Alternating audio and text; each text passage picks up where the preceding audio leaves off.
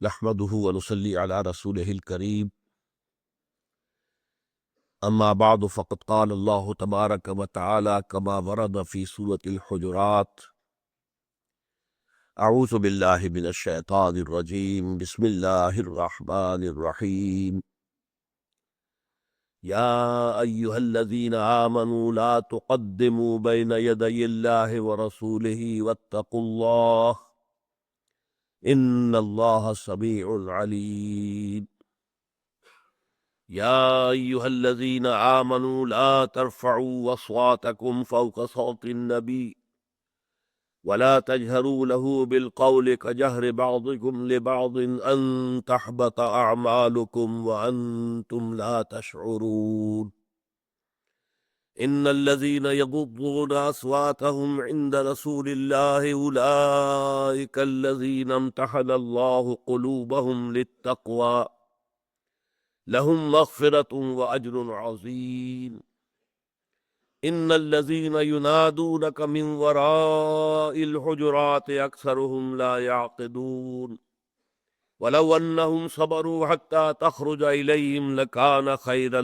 لهم والله غفور رحيم صدق الله العظيم رب اشرح لي صدري ويسر لي أمري واحلل عقدة من لساني يفقهوا قولي اللهم ربنا ألهمنا رشدنا وأعذنا من شرور أنفسنا اللهم أرنا الحق حقا وارزقنا اتباعه وأرنا الباطل باطلا وارزقنا اجتنابه اللهم وفقنا لما تحب وترضى وتقبل منا فإنك خير المتقبلين آمین یا رب العالمین۔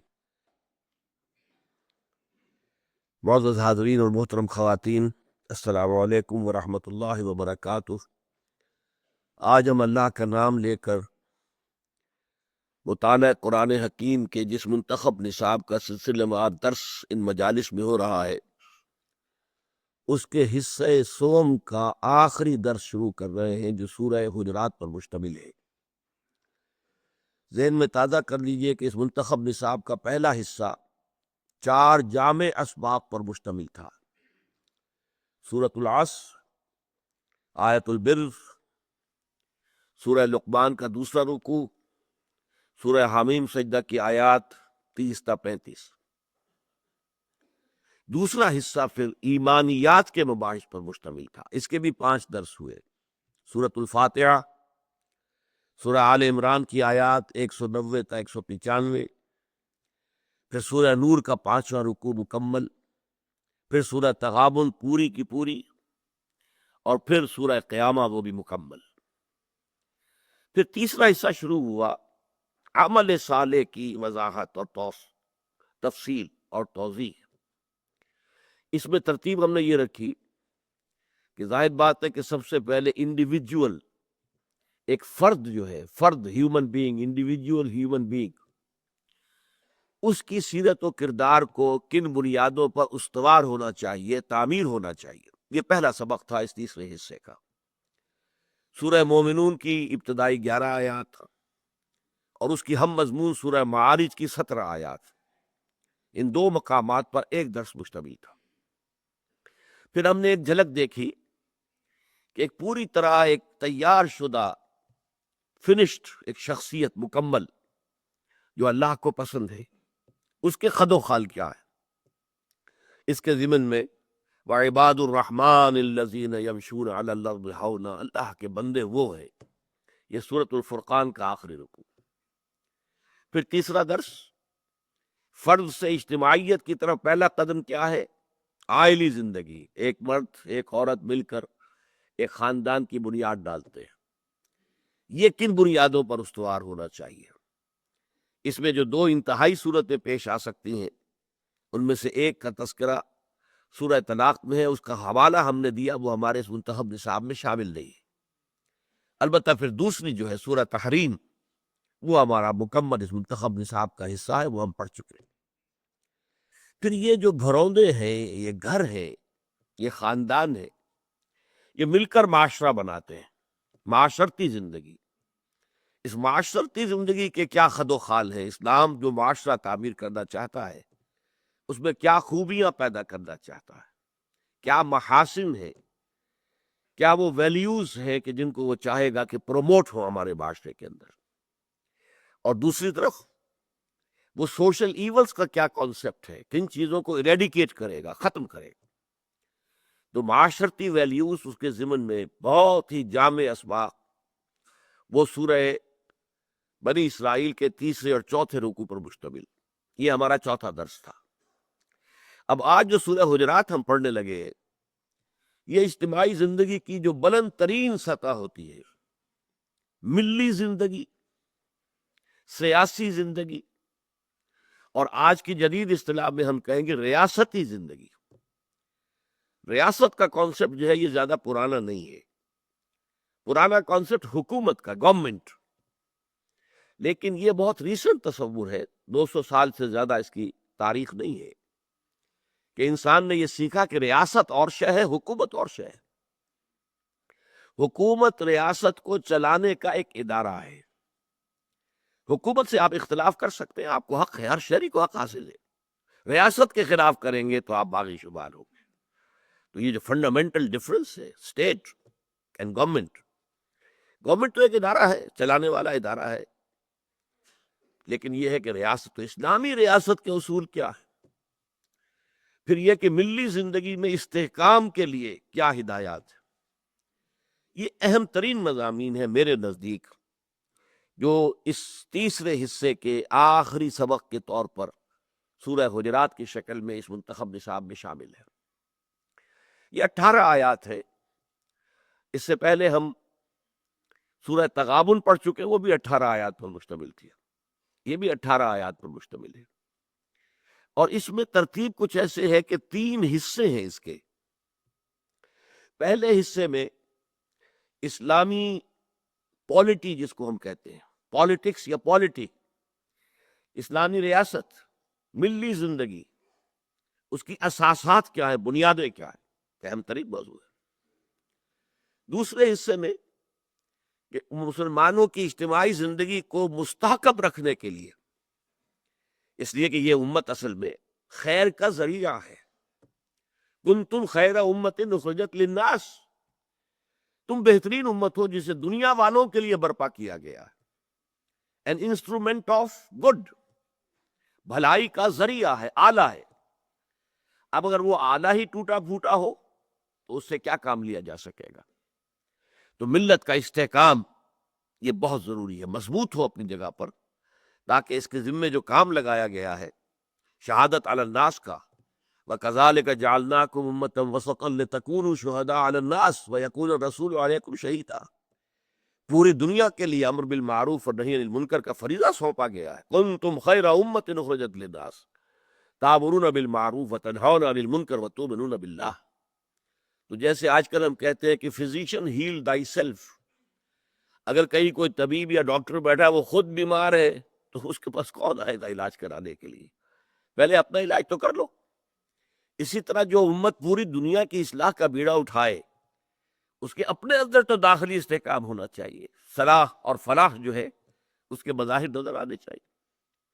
پھر آخری حصے میں ایک بہت ہی بڑی بحث اہم جو ہے وہ یہ ہے کہ اسلامی ریاست ظاہر بات ہے دنیا میں جب قائم ہوگی تو اور ریاستیں بھی تو ہوں گی، دائیں بائیں، شمال جنوباً، تو باقی جو غیر مسلم ریاستیں ہیں، غیر اسلامی ریاستیں ہیں، ان کے ساتھ تعلق کس بنیاد پر ہوگا؟ کوئی تعلق ہے یا نہیں ہے؟ پھر اہم ترین ایشو آیا ہے کہ اسلامی ریاست میں شہریت جو ہے، سٹیزن شپ، اور اسلامی معاشرے کی رکنیت، ممبرشپ آف دیٹ سوسائٹی، یہ بیس کرتی ہے اسلام پر، ایمان پر نہیں۔ حالانکہ ایمان اہم تر ہے، اسلام جو ہے وہ تو ایمان کا مظہر ہے، لیکن ایمان وہ شے ہے جو ویریفائی نہیں کیا جا سکتا کہ دل میں ہے یا نہیں ہے۔ لہذا دنیا کا کوئی نظام ایمان کی بنیاد پر قائم نہیں ہوگا۔ دنیا میں جب نظام ہم بنائیں گے تو وہ اسلام کی بنیاد پر قائم ہوگا، شہریت کی بنیاد اسلام ہے۔ تو بہت اہم بات ہے کہ پھر اسلام اور ایمان میں فرق کیا ہے؟ وہ میرے نزدیک اس سورہ مبارکہ کا اہم ترین موضوع ہے۔ اور پھر یہ کہ جنہیں اللہ تعالیٰ اسلام کی دولت سے نواز دے، وہ پھر اگر ایمان حقیقی کی منزل تک پہنچنا چاہے تو انہیں کیا کرنا چاہیے؟ یہ ہے مضامین اجمالاً اس سورہ مبارکہ کے۔ اب دیکھیے سب سے پہلا لفظ ہے یا ایھا الذین آمنو۔ اس کے حوالے سے بھی میں آپ کو چند باتیں بتانا چاہتا ہوں کہ پورے قرآن مجید میں مکی صورتوں میں یا ایھا الذین آمنو سے خطاب نہیں ہوا۔ 2/3 حصہ قرآن کا مکی ہے، 1/3 ہے مدنی۔ صرف ایک صورت ہے سورہ حج، جس کے بارے میں ایک رائے یہ ہے کہ یہ مکی ہے، ایک رائے یہ ہے کہ مدنی ہے، وہ کنٹروورشیل ہے۔ اس میں تو یا ایھا الذین آمنو آیا ہے، اور سورہ حجرات کے بعد جو ہمارا درس آئے گا وہ اسی پر مشتمل ہوگا، آخری رکوع سورہ حج کا۔ باقی پورے قرآن میں 3-4 مقامات پر اگرچہ کہا کہ اے حضور سے خطاب کر کے کہ آپ یہ بات کہہ دیجئے اہل ایمان سے، لیکن کہیں بھی یا ایھا الذین آمنو سے خطاب نہیں کیا گیا۔ اس کی وجہ کیا ہے؟ یا ایھا الذین آمنو یہ خطاب کا صیغہ ہے امت مسلمہ سے۔ ہجرت سے قبل تک مسلمان ایک جماعت تو تھے، امت نہیں تھے۔ امت کی حیثیت سے تاج پوشی جو ہوئی ہے امت مسلمہ کی، امت محمد کی صلی اللہ علیہ وسلم، اور اسے امت کا جو مقام دیا گیا وہ ہجرت کے بعد، جس کی علامت تھی تحویل قبلہ۔ چنانچہ تحویل قبلہ کے ضمن میں وہ آیت آئی وَكَذَلِكَ جَعَلْنَاكُمْ أُمَّةً وَسَطًا لِتَكُونُوا شُهَدَاءَ عَلَى النَّاسِ وَيَكُونَ الرَّسُولُ عَلَيْكُمْ شَهِيدًا۔ آج کے بعد سے تم ایک امت ہو۔ اس سے پہلے ایک جماعت تو تھے، امت نہیں تھے۔ تو یا ایھا الذین جو آتا ہے در حقیقت یا ایھا الذین آمنوا امت کے لیے۔ اچھا، اور اس میں بھی یہ نوٹ کر لیجئے، امت میں مومنین بھی ہیں اور منافقین بھی ہیں۔ خود آپ کو معلوم ہے مدینے کی جو امت تھی، امت مسلمہ، اس میں کیا تناسب منافقوں کا تھا، 1/3 کے قریب تعداد منافقین کی تھی، اس لیے کہ اس کا بھانڈا پھوٹ گیا جب غزوہ احد میں 1000 آدمی حضور کے ساتھ مدینے سے نکلے ہیں، دامن احد میں جا کر جو ہے ڈیرا ڈالا ہے، پڑاؤ ڈالا ہے، پھر صبح کے وقت صف بندی ہو رہی ہے، اب آمنے سامنے دشمن آ گئے، ادھر سامنے جو ہے وہ قریش کا لشکر ہے اور ادھر مسلمانوں کا۔ این اس وقت 300 آدمی چھوڑ کے چلے گئے میدان سے، عبداللہ ابن ابی کی سرکردگی میں 1000 میں سے 300، 30% منافقین پہ مشتمل تھے۔ تو امت مسلمہ سے جب خطاب ہوگا یا ایھا الذین آمنو سے، تو اس میں اہل ایمان بھی شامل ہے، منافق بھی شامل ہے۔ کہیں بھی قرآن مجید میں یا ایھا الذین نافقوا نہیں آیا، اے وہ لوگوں جو منافق ہو گئے، پورے قرآن میں کہیں نہیں ہے۔ ان سے جب بھی خطاب ہوگا یا ایھا الذین آمنو، چونکہ ایمان کے مدعی تو وہ تھے نا، دعویٰ تو کرتے تھے ایمان کا۔ تو یہ صیغہ خطاب ہے، اور یہ اب نوٹ کیجئے کہ ہم نے کتنا حصہ میں نے آج آپ کو گنوا دیا ہے، کتنے مقامات ہم نے قرآن مجید کے اب تک پڑھ لیے۔ میرا یہ خیال ہے کہ پونا پارہ تو لگ بھگ ہو گیا ہے، ان تمام مقامات کو جمع کریں تو لگ بھگ پونے پارے کے برابر ہو گیا، لیکن ان میں بھی صرف 3 دفعہ آیا ہے یا ایھا الذین آمنوا۔ آپ کو معلوم ہے کہ یہ ان تمام مقامات میں سے سورہ تغابن میں آیا ہے، لیکن سورہ تغابن مدنی صورت ہے، یا ایھا الذین آمنوا اس میں آیا ہے۔ باقی یہ کہ اکثر و بیشتر جو ہے یہ خطاب کا صیغہ نہیں ہے۔ اس صورت میں آپ دیکھیں گے، نوٹ کیجئے کہ 5 مرتبہ 18 آیات اور 5 مرتبہ یا ایھا الذین آمنوا، یا ایھا الذین آمنوا، یا ایھا الذین آمنوا، یا ایھا الذین آمنوا۔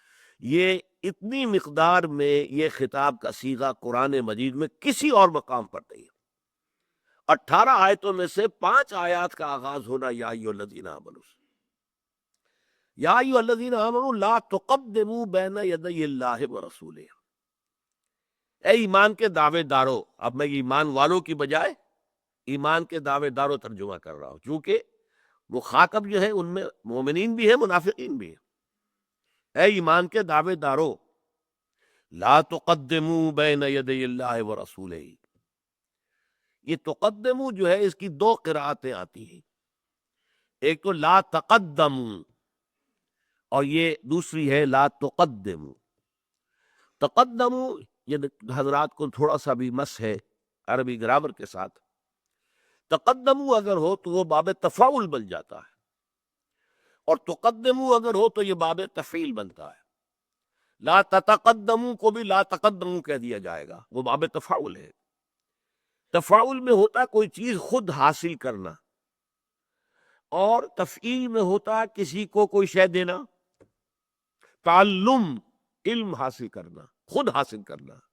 تعلیم کسی کو علم دینا، پہنچانا، سکھانا.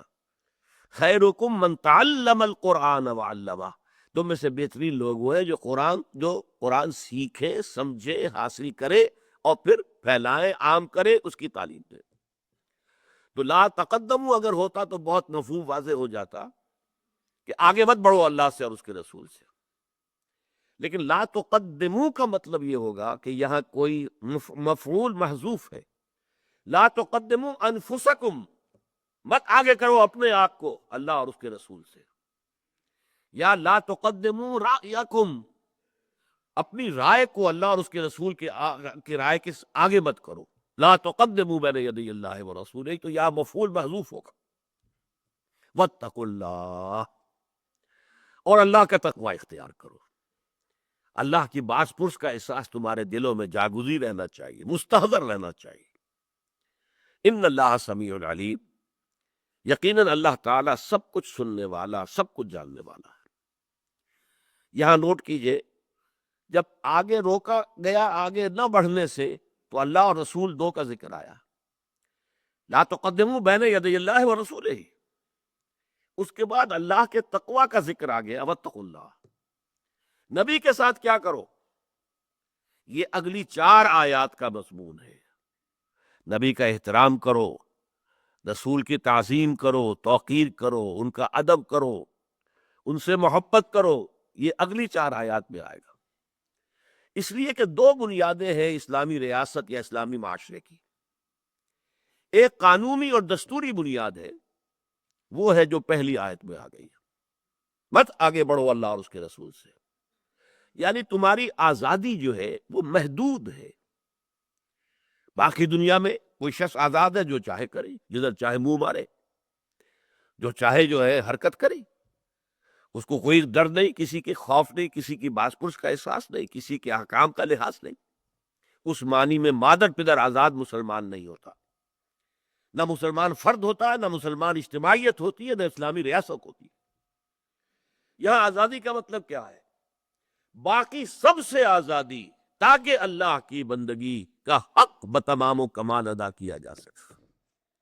جس کو اقبال نے بہت خوبصورت الفاظ میں کہا، یہ ایک سجدہ جسے تو گراں سمجھتا ہے، 1000 سجدوں سے دیتا ہے آدمی کو نجات.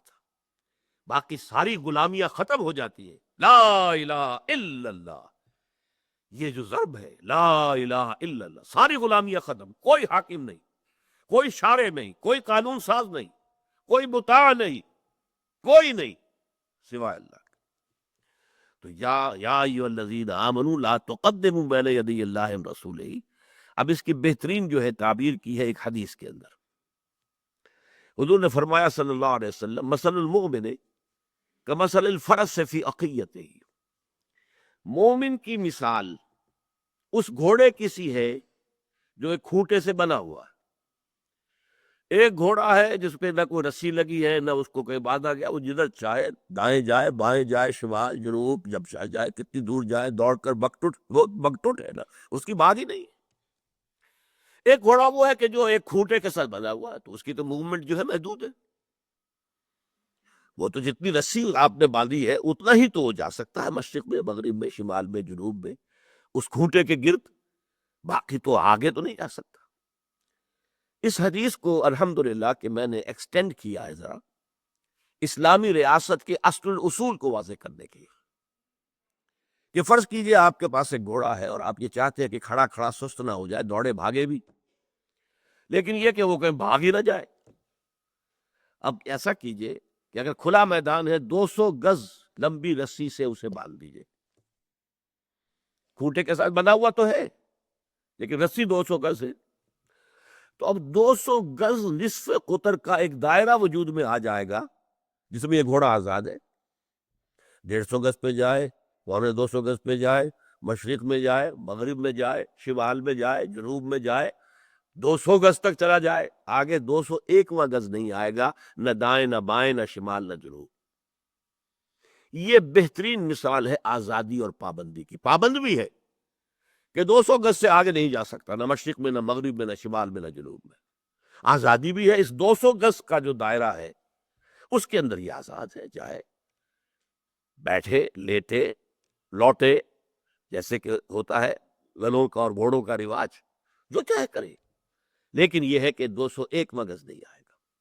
یہی معاملہ اسلامی ریاست کا ہے کہ یہاں قرآن اور سنت کی حدود، یہ دائرہ جو 200 گز کا کھینچ دیا گیا ہے، یہ در حقیقت قرآن و سنت کی حدود ہے، اس سے تجاوز نہیں کر سکتے۔ مت آگے بڑھو اللہ کے حدود سے۔ کہیں کہا جاتا لا تقربوا حدود اللہ، اللہ کے حدود کے قریب بن جاؤ۔ کہیں آتا لا تعتدوا، اللہ کے حدود کے سے آگے تجاوز نہ کرو۔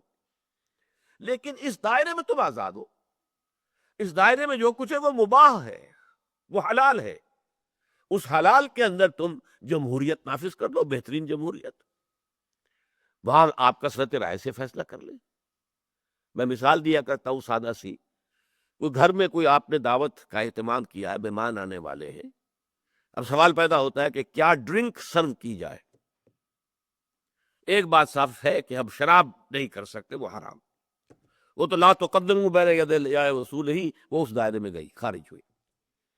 اب آگے آپ کوئی سافٹ ڈرنک کرتے ہیں، کوئی 7 اپ کرتے ہیں، کوئی اور جو ہے، یا کوئی آپ شربت جو ہے روح افزا رکھتے ہیں، یا کوئی لسی رکھتے ہیں، یہ آپ کا مرضی۔ اس میں خاندان والے اگر آپس میں ووٹنگ کر کے فیصلہ کر لے کہ زیادہ لوگوں کی رائے جو ہے وہ روح افزا کی ہے، اوکے نو آپ۔ تو جو مباحات ہیں، مباحات کے درمیان فیصلہ کرنے کے لیے آپ رائے شماری کر سکتے ہیں، لیکن کسی رائے شماری سے 100% ووٹس بھی اللہ کی حرام کردہ کسی شے کو حلال نہیں کر سکتے، اور اللہ کی حلال کردہ کسی شے کو حرام نہیں کر سکتے۔ جیسے حرام کو حلال کرنا جرم ہے، اتنا ہی جرم حلال کو حرام کرنا بھی ہے۔ زندگی کا دائرہ محدود کیوں کرتے ہو نوع انسانی کے لیے؟ جو چیز حرام نہیں ہے وہ کاہے کو حرام کر رہے ہو؟ آپ کو معلوم ہے چھوٹی سی بات تھی بالکل، اور اس میں حضور کی طرف سے وہ کوئی حرمت کا حکم نہیں آیا تھا کہ شہد یہ میں نہیں پیوں گا تو پھر گویا حرام ہو گیا امت پر، اس پر بھی پکڑ ہو گئی۔ یا ایھا النبی لم تحرم ما احل اللہ لک تبتغی مرضات ازواجک، اے نبی کیوں آپ حرام کر رہے ہیں اپنے اوپر وہ شے جو اللہ نے حلال کی ہے؟ آپ اپنی بیویوں کی رضا جوئی چاہتے ہیں، پکڑ ہو گئی۔ جیسے کہ حرام کو حلال کر دینا جتنا بڑا جرم ہے، اتنا ہی بڑا جرم حلال کو حرام کر دینا بھی ہے۔ اس اعتبار سے یہ دائرہ کھینچ کر اسلامی ریاست کی ایک بنیاد آ گئی۔ قانونی اور دستوری بنیاد کیا ہے؟ اب اس کو ہم کہیں گے اللہ اور اس کے رسول، اللہ کی کتاب، رسول کی سنت۔ اللہ کی کتاب اور رسول کی سنت سے تجاوز نہیں ہو سکتا۔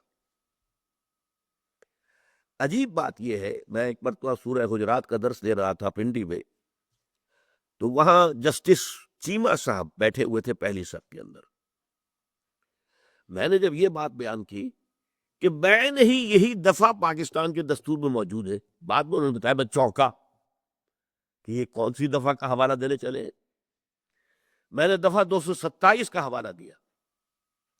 No legislation will be done repugnant to the Quran and the Sunnah۔ میں نے کہا یہ صحیح ترین تعبیر ہے اس آیت کی، لا تقدموا بین یدی اللہ ورسولہ، no legislation will be done repugnant to the Quran and the Sunnah۔ لیکن بدقسمتی کیا ہے، وہ دفعہ فلی آپریٹو نہیں ہے، بے ایمانی کے ساتھ اس کو منتھی کر دیا گیا کونسل آف اسلامک آئیڈیالوجی سے، کہ کونسل آف اسلامک آئیڈیالوجی غور کرتی رہے گی، سوچتی رہے گی، دیکھتی رہے گی اور سفارشات پیش کرتی رہے گی۔ اب وہ کروڑوں روپے اس کونسل کے اوپر خرچ ہوئے ہیں، اس کا بڑا بجٹ ہے، آفس ہے پورا، سیکریٹریٹ ہے پورا، لیکن اس کی سفارشات آ کے اور وزارت داخلہ اور وزارت قانون اور وزارت مالیات کی الماریاں بھر گئیں، کسی ایک کے اوپر بھی عمل نہیں ہوا، دستور میں پرووائڈڈ ہی نہیں۔ بھئی یہ سفارشات پیش کرے گی، آگے کہیں نہیں ہے ان سفارشات کا کیا حشر ہوگا، وہ کس پروسیس کے تحت اڈاپٹ کی جائیں گی، اگر اس کو منظور کرنا ہے تو کس طور سے، اور نافذ کرنا ہے تو کس طور سے، نامنظور کرنا ہے تو کس طور سے، کچھ یہ چور دروازہ ہے. میں نے کہا ہے ہمیشہ پاکستان کا دستور منافقت کا پلندہ ہے. اس میں پورا اسلام ہے. اللہ کی حاکمیت یہ قرارداد مقاصد میں موجود ہے. اور نمبر 2 کتاب و سنت کی بالادستی دفعہ 227 کے اندر موجود ہے. No legislation will be done repugnant to the Quran and the Sunnah. اسی طرح ایک مرتبہ یہاں کانسولیٹ جو ہے امریکن، اس کانسولیٹ کے یہاں ایک پولیٹیکل سیکریٹری تھے مسٹر کول، وہ میرے پاس آئے. انہوں نے کہا یہ آپ خلافت کی بات کرتے ہیں، مجھے ذرا سمجھائیے خلافت سے آپ کی مراد کیا ہے. میں نے کہا ویسے تو یہ مضمون بڑا لمبا ہو جائے گا، میں آپ سے کہتا ہوں take your American constitution, add 3 things to it, only 3, and it will become the best خلافہ of today. بہترین خلافت بن جائے گی. اس لیے کہ میں باقی اعتبارات سے امریکہ کے دستور کو بہترین سمجھتا ہوں. سوشل ایوولوشن جو ہے، پولیٹیکل ایوولوشن، اس کی ہائیسٹ لیول پر امریکن کانسٹیٹیوشن ہے. اور یہ جو نظام ان کا صدارتی، یہ خلافت کے نظام سے قریب ترین ہے. یہ نہیں ہے کہ ہیڈ آف دی اسٹیٹ اور ہے اور ہیڈ آف دی گورنمنٹ اور ہے، پھر ان کے درمیان ٹکراؤ ہو رہا ہے، پھر 58(2)(b) کا معاملہ آ جائے گا. یہ نہیں، کچھ بھی نہیں. ایک ہے، توحید ہے، اختیارات کی توحید. صدر ہیڈ آف دی اسٹیٹ بھی ہے اور وہ ہیڈ آف دی گورنمنٹ بھی ہے. تو میں نے کہا 3 چیزیں ایڈ کر دیجئے. نمبر 1 لکھیے، اس ملک میں sovereignty belongs to God, not to the people. Number 2، no legislation will be done at any level. میں لیول اس لیے کہا، فیڈرل لیول ہے، اسٹیٹ لیول ہے، کاؤنٹی لیول ہے، at any level which is repugnant to the book of God and the tradition of his messenger. Number 3, non-Muslims here will be protected minority. They will not be equal citizens of the state. یہاں قانون بن رہا ہے کتاب و سنت پر مبنی، اور وہ نہ کتاب کو مانے، نہ سنت کو مانے، نہ رسول کو مانے، تو کیسے ایسوسیٹ کر لیے جائیں؟ They will be protected minority. ان کا ذمہ لے گی ریاست، ان کی حفاظت کا، ان کے جان و مال کا، ان کی آبرو کا. انہیں باقی سارے حقوق حاصل ہوں گے. کاروبار کرے، ملازمت کرے، تجارت کرے، جو چاہے کرے، جس کو چاہے پوجے، جیسی چاہے اپنی عبادت گاہیں بنائے. ان کی عبادت گاہوں کی حفاظت مساجد سے زیادہ کی جائے گی. لیکن they will be protected minority. They will pay taxes. جزیہ کیا؟ جزا ہے، بدلہ ہے، بدل ہے. ذمہ کون ہے؟ جس کا ذمہ لیا گیا ہے. We are responsible for their safety. اور جزیہ وہ ٹیکس دیں گے. مسلمان زکات دے گا، عشر دے گا، وہ ٹیکس دے گا. بات ختم. اس نے کہا بات میں سمجھ میں آ گئی. تو یہ ہے اصل میں یہ ایک آیت، موسٹ پروفاؤنڈ آیت قرآن مجید کی. یا ایھا الذین آمنوا لا تقدموا بین یدی اللہ ورسولہ، لا تقدموا انفسکم یا لا تقدموا رأیکم بین یدی اللہ ورسولہ. ایک حد ہے تمہاری آزادی کی، اس سے آگے مت بڑھنا. اللہ اور اس کے رسول کے احکام جہاں آگے، فل سٹاپ. لا تقدموا بین یدی اللہ ورسولہ واتقوا اللہ. یہ تو ایک قانون ہوا، نہیں بڑھ سکتے. No legislation can be done repugnant to the Quran and Sunnah. لیکن اس کے اوپر عمل کرنے کے لیے روح تقوی لازمی ہے، ورنہ قانون کی انسان دھجیاں بکھیر دیتا ہے. ہمارے قانون، ہمارے دستور کے اندر یہ دفعہ موجود ہے اور 0 ہے. Not effective, not operative. Effective اور آپریٹو ہوگی اگر واتقوا اللہ، اللہ کا تقوی موجود ہو کہ ایک دن جانا ہے، اللہ کے حضور میں حاضری ہے، جواب دہی کرنی ہوگی. دنیا والوں کے ساتھ منافقت برت سکتے ہیں، دھوکہ دے سکتے ہیں، وہاں کون دھوکہ دے گا؟ یہ اگر تقوی ہے، واتقوا اللہ. اور اس تقوی کی بھی پھر سب سے بڑی روح کیا ہے؟ یہ ذہن میں رکھو، اللہ سب کچھ سن رہا ہے اور ہر چیز سے باخبر ہے. اس میں بڑی دھمکی ہے. کوئی اگر بزرگ کہتا کسی بچے سے، دیکھو میں تمہاری حرکتیں دیکھ رہا ہوں، اب اس کے اندر کس قدر غضب جو ہے وہ مضمر ہے، اللہ جانتا تم کیا کر رہے ہو. یہ ایک بہت بڑی دھمکی ہے. اللہ تعالی ہمیں تقوی نصیب فرمائے اور ہمیں ملکی سطح پر اس ایک دفعہ کو پورے طور پر لاگو کرنے، آپریٹو کرنے کی توفیق عطا فرمائے. اقول قولی ھذا واستغفر اللہ لی ولکم ولسائر المسلمین والمسلمات.